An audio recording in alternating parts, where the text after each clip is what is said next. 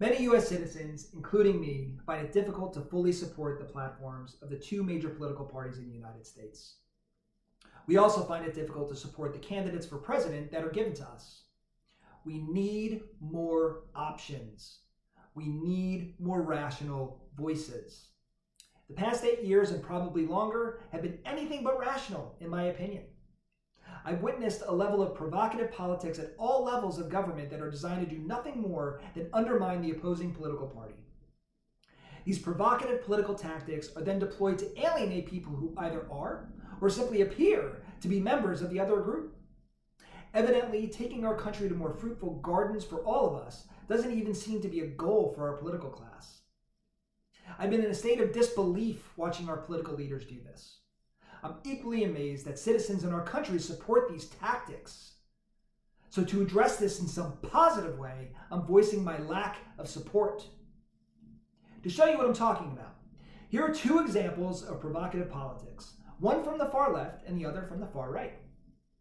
The far left considers me as a white man the beneficiary of what they call white male privilege.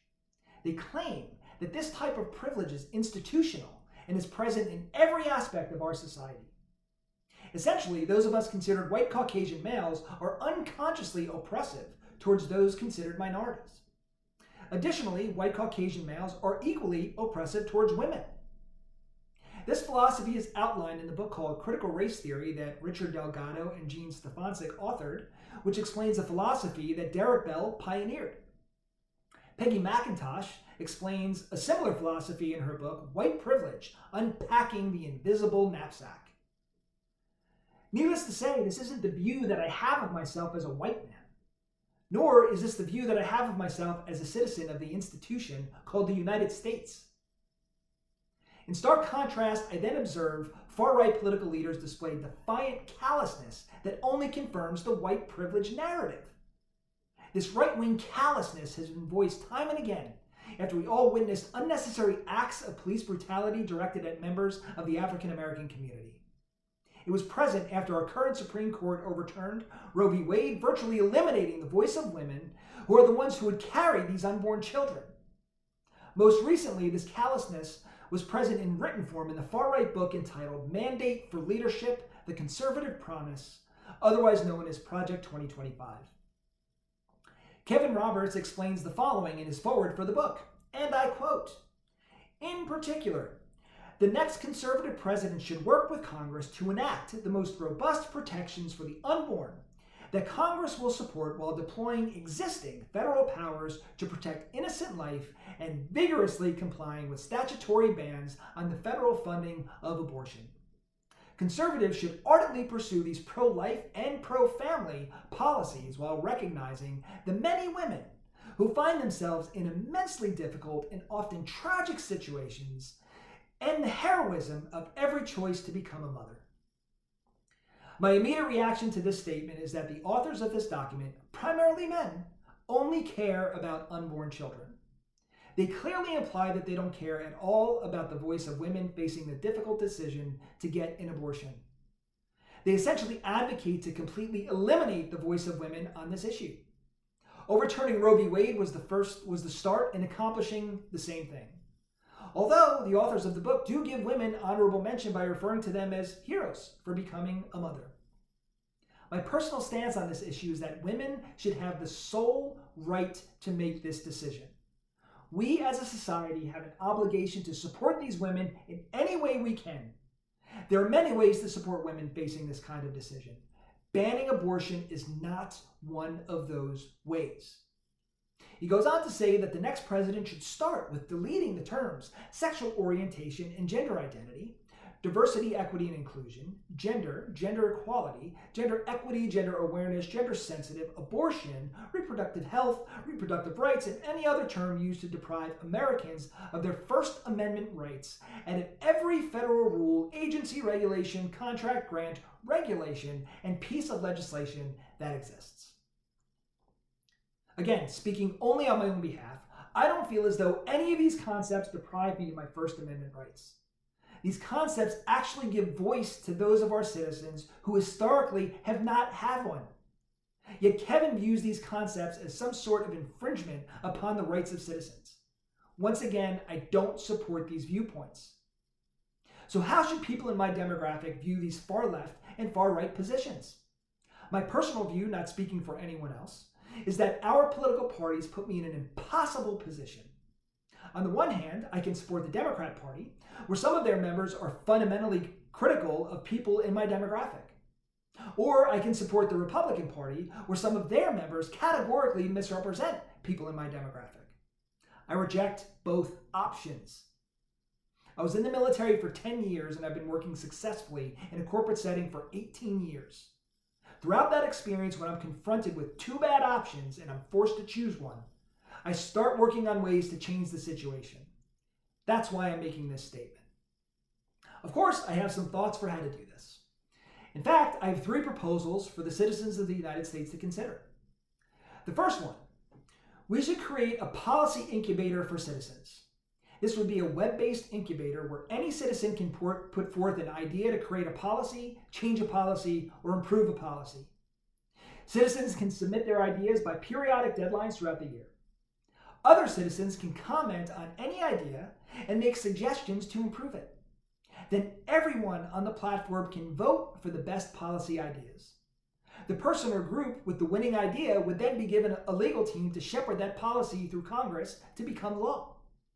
Creating policy in this way would provide a necessary alternative to the politically biased policies that our deeply partisan elected officials create. This puts the power back in the hands of citizens.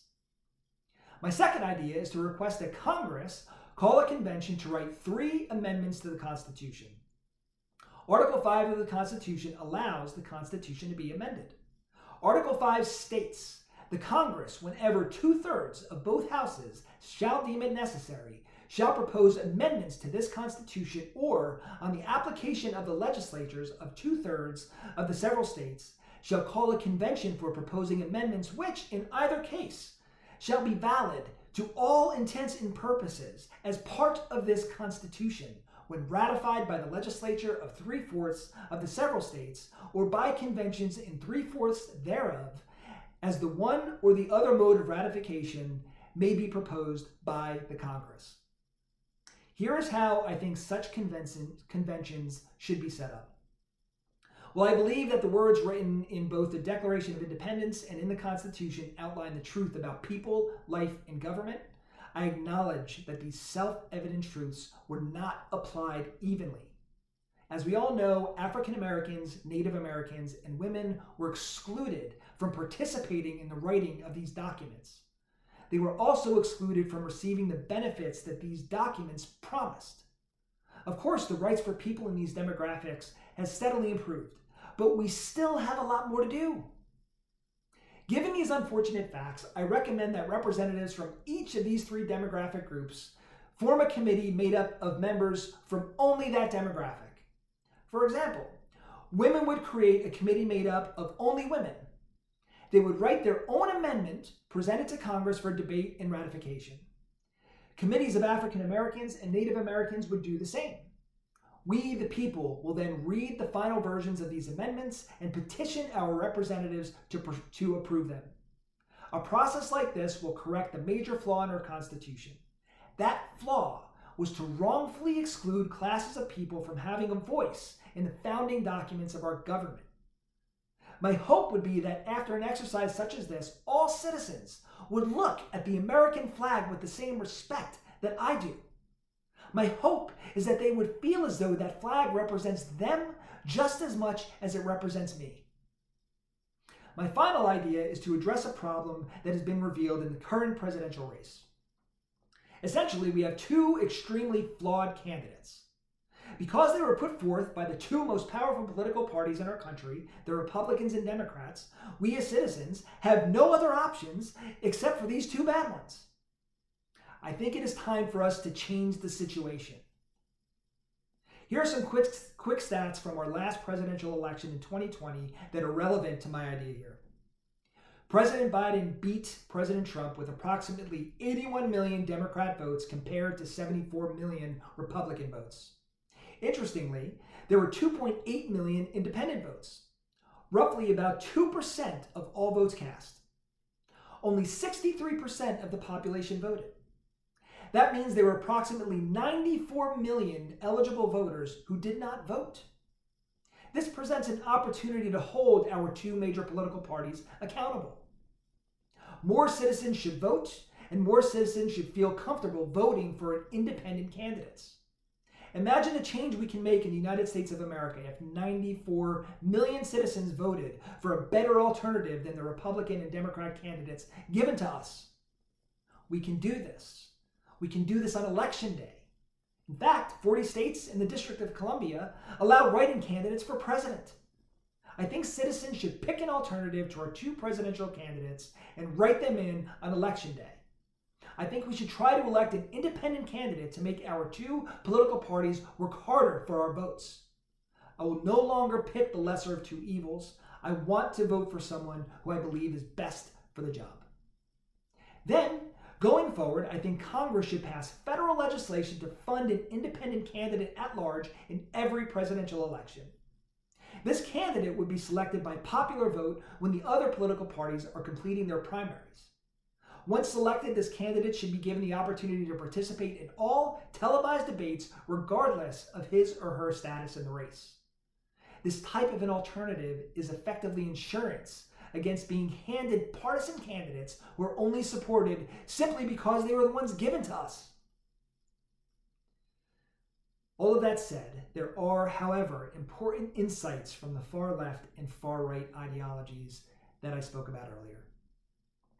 We must continue improving our policies and personal interactions with people regardless of race, ethnicity, gender identity, sexual orientation, religious affiliation, disability, and military service.